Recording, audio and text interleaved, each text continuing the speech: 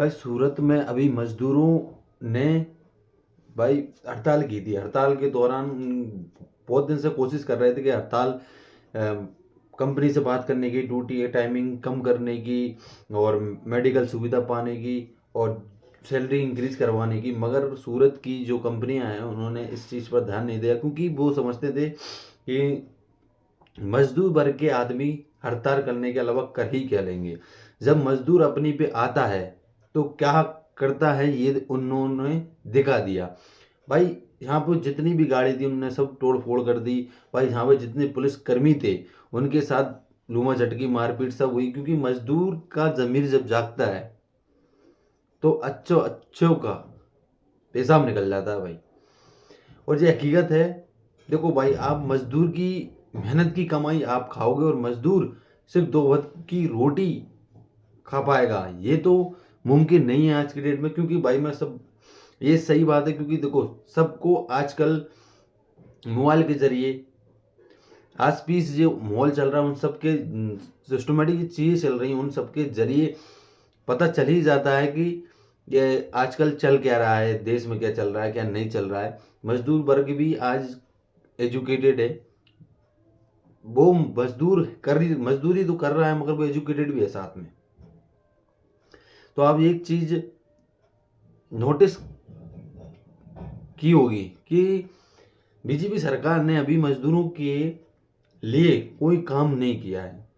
वहाँ के जो हमारे एसपी ऐसा कोई भी जो पुलिसकर्मी थे उन्होंने आश्वासन दिया कि आपकी जब तक पूरी मांगे पूरी नहीं होंगी तब तक मैं आपके साथ खड़ा हूँ, पर आप यहीं रखिए, शांति बनाए रखिए, व्यवस्थाएं बनाए रखिए। उन्होंने आश्वासन दिया और क्या होता है क्या नहीं होता इसकी अभी तक लेटेस्ट अपडेट नहीं आई है।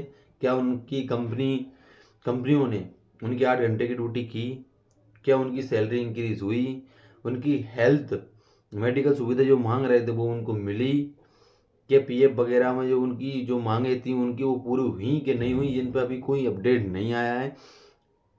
मगर जो हुआ वो बहुत शर्मसार है। और भाई मजदूर की मेहनत, मजदूर है तो कंपनी है, मजदूर नहीं है तो कंपनी नहीं है।